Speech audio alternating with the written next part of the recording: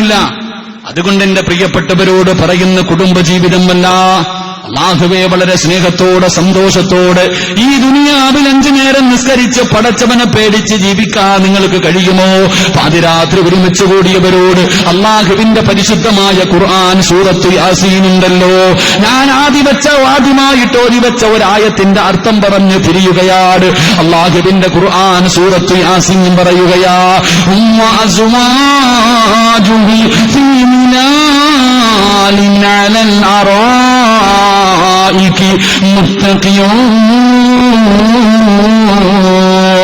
لهم فيها فاكهة ولهم ما يدعون سلام قولا من رب رحيم. അല്ലാഹുവിന്റെ പരിശുദ്ധമായ ഖുർആൻ പറയുകയാണ്, നാളെ പടച്ചവന്റെ സ്വർഗ്ഗത്തില് ഒരു കുടുംബത്തെ കാണാ, ഭാര്യയും ഭർത്താവും മക്കളും കൂടെ പടച്ചവന്റെ സ്വർഗ്ഗത്തിൽ ചാരി കസേരയിൽ ഇരുന്നിട്ട് അവരിങ്ങനെ ആസ്വദിച്ചു കൊണ്ടിരിക്കുകയാണ്. ആ സമയത്ത് സ്വർഗ്ഗത്തിന്റെ എല്ലാ കവാടങ്ങളിലൂടെ മലക്കുകൾ കടന്നു വരികയാ. എന്നിട്ട് ഈ ഭാര്യയെയും ഭർത്താവിനെയും മക്കളെയും നോക്കിയിട്ട് ആ മലക്കുകൾ പറയുന്ന സലാമുൻ ഖൗലൻ മിർ റബ്ബിർ റഹീം. അല്ലാഹുവേ ആ കുടുംബത്തെ നോക്കിയിട്ട് സലാം പറയുകയാ. ആ സമയത്ത് മണ്ണാർക്കാട് ഒരുമിച്ച് കൂടിയ പെണ്ണ്, നിന്റെ കൂട്ടുകാരിയും ഭർത്താവും മക്കളും നാളെ സ്വർഗ്ഗത്തിൽ മലക്കുകൾ ബഹുമാനിക്കുന്ന ഒരു കുടുംബമായി അവിടെ ഇരുന്ന് ആസ്വദിക്കുന്നത് കാണുമ്പോ നീ ചോദിക്കും, പൊന്നിമോളെ എങ്ങനെയായി പ്രതിഫലം കിട്ടിയത്?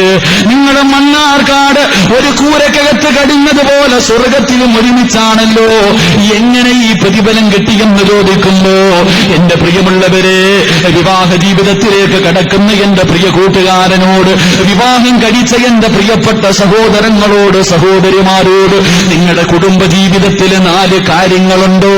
നാളെ സ്വർഗ്ഗത്തിലും ഇതുപോലെ തന്നെയാ. നാളെ സ്വർഗ്ഗത്തിലും നീയും നിന്റെ ഭാര്യയും മക്കളും ഒരുമിച്ച് കൂടുമെന്ന് അല്ലാഹുവിന്റെ പരിശുദ്ധമായ ഖുർആൻ പരിചയപ്പെടുത്തുമ്പോ എന്റെ പ്രിയമുള്ളവരെ, അതിലെ 2 കാര്യങ്ങൾ ഞാൻ മണ്ണാർക്കാട് വഅദ് പറഞ്ഞു.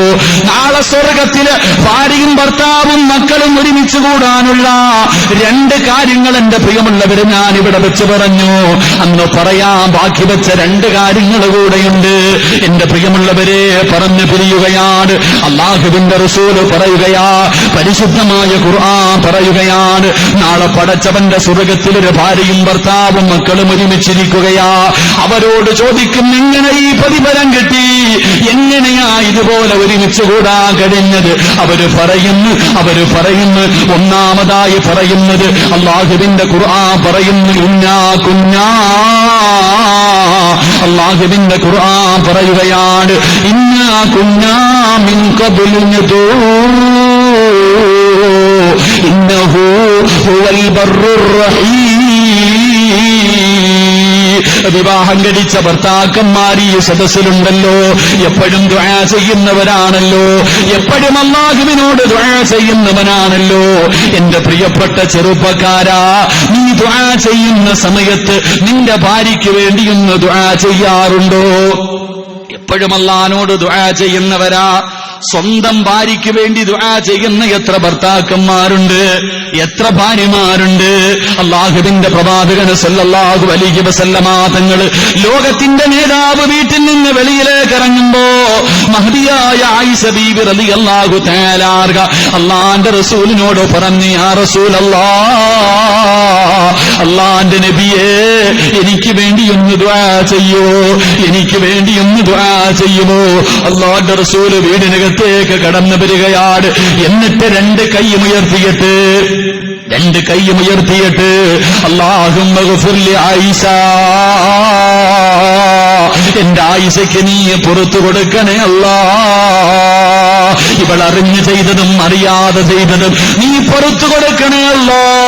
ഈ പാവപ്പെട്ടവൾക്ക് നീ സ്വർഗം കൊടുക്കണേ അല്ലാ. ഇതുപോലെ ദുആ ചെയ്യുന്ന എത്ര ചെറുപ്പക്കാരുണ്ട്.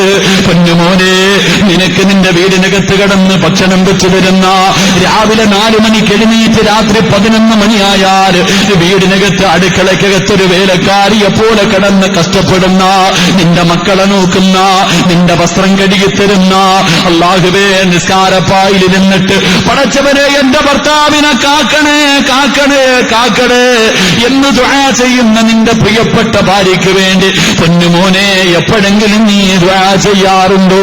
നിനക്ക് വേണ്ടി കാത്തിരിക്കുന്നവളാ. അല്ലാഹുവേ 8 മണിക്ക് വരേണ്ട ഭർത്താവിനെ കാണാനില്ല. ഭാര്യ വീട്ടിൽ കാത്തു നിൽക്കുകയാ.